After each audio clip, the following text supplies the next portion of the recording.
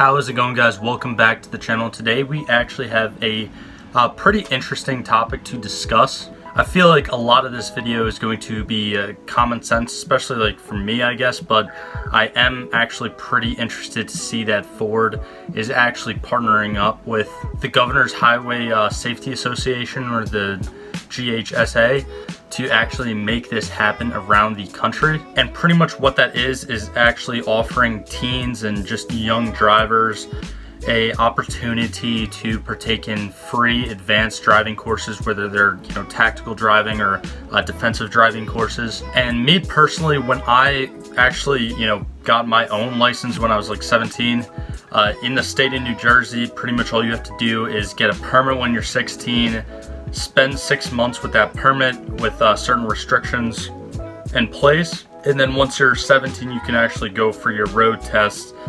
And you have a curfew at night, but I mean that's pretty much that. You take the test when you're 17, at least here in New Jersey. And when I first took the test, I was actually kind of a little bit mad at how easy it was. Like, all we had to do was stop at a couple stop signs and go like 10 miles per hour around a closed course, and then like the hardest thing you had to do was parallel park. But you had to parallel park in a size that was like 20 to 25 feet long, which wasn't really hard at all. And I guess I'm sorry to people that failed their first time going around on their driver's test, but I mean it's very, very simple, and it didn't really capture a lot of the different risks and challenges that we actually face on public roads on a day-to-day basis. Now, with that said, I actually just recently completed a course with my father, and I are going for our motorcycle endorsement, and we still haven't gotten it because everything's delayed because of COVID still. But in the state of New Jersey, again, you have to take you have the option to take a 2-day course.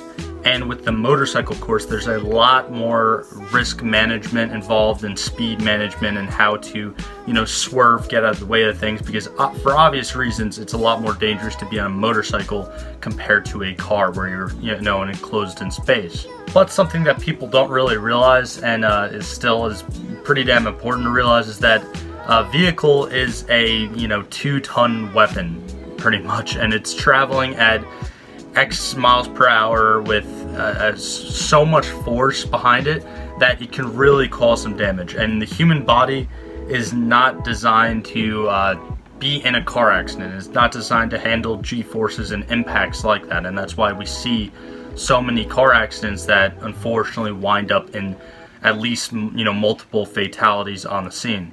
Now, looking at this article, this is the one that caught my attention and really kind of inspired me to make this video today.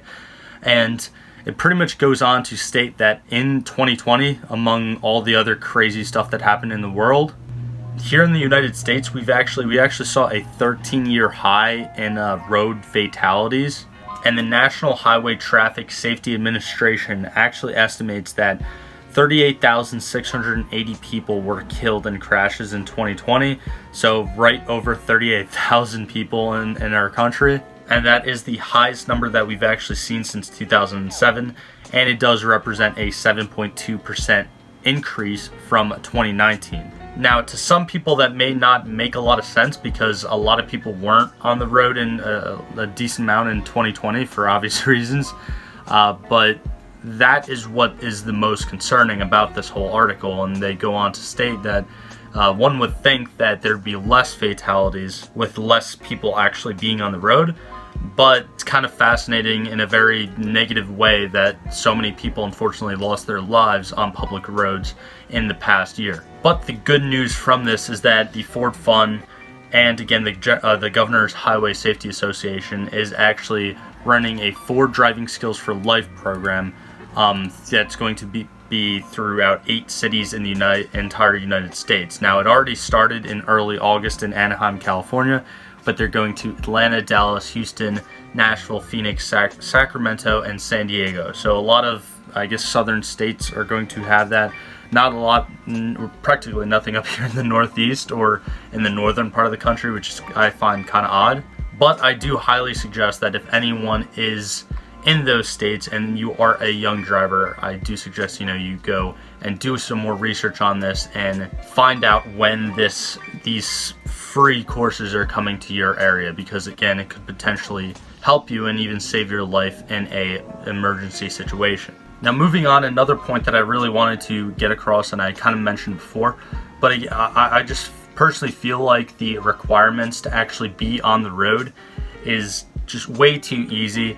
I do think that, I mean, politically I'm definitely more of a libertarian person, where I think that, you know, less control is better, but ultimately driving isn't a right for us, it's a privilege, and we really can't take that privilege for granted. And unfortunately we see so many people, or at least I see so many people on the roads today that are either distracted with their phones, distracted with their radios, or just, you know, talking with their friend. And of course we see a lot of people either drinking and driving or getting high and driving and causing crashes and ruining other people's lives because of their irresponsibility, pretty much. And because of that, Ford Fun and the GHSA are also actually targeting teen speeding by actually donating $135,000 to state highway offices in Kentucky, Michigan, Montana, New York, Tennessee, and Utah.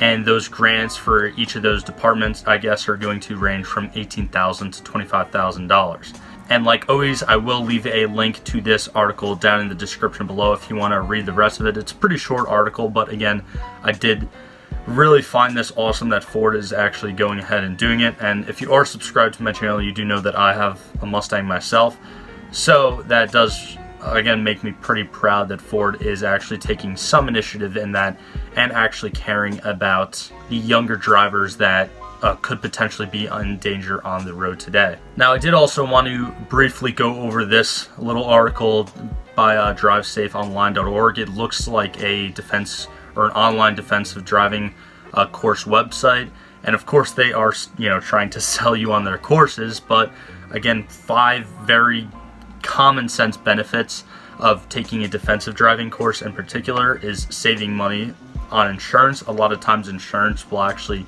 knock down your premiums if you show proof that you took a defensive driving course. You can also reduce points and fines if you get a ticket. For example, that happened to me. The first ticket that I actually got 2 points, and both of them were knocked down because I went ahead and took an online defensive driving course. Learn critical accident-free techniques.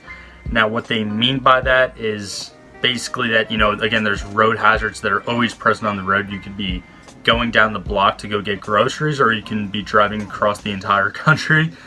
You're always going to be at risk behind the wheel, and a very good skill for people to learn, especially young drivers, is that in certain scenarios it might actually be beneficial to maybe speed out of a turn, or if you're power sliding and your car's rear-wheel drive, like know how that should act, or like know how to handle oversteer or understeer, or know what to do when, you know, your brakes lock up. So that's I'm pretty sure what they mean by that. And then of course, refreshing driving law knowledge. It feels like states and federal government always, you know, change laws and change either different punishments for texting and driving or speeding or any other things like that, and you always want to be up to date, because again, you don't want to be doing something illegal that you think was illegal the entire time. And then of course, the probably most obvious benefit of taking an online defensive driver course is to become a better driver. I feel like that's very self-explanatory, and pretty much everything that we've said does have to do with becoming a better driver. They do say it here, but I did just want to reiterate that it really doesn't matter if you just started driving or you've been driving for 40 years. There's definitely always room for improvement. And of course, just because you've been driving for longer than someone doesn't necessarily make you a better driver. I know people that are older than me, or a lot older than me, and are just really not good. But yeah, I mean, I'll also leave a link to this little short article down in the description below, and it looks like Drive Safe Online does offer these online driving courses.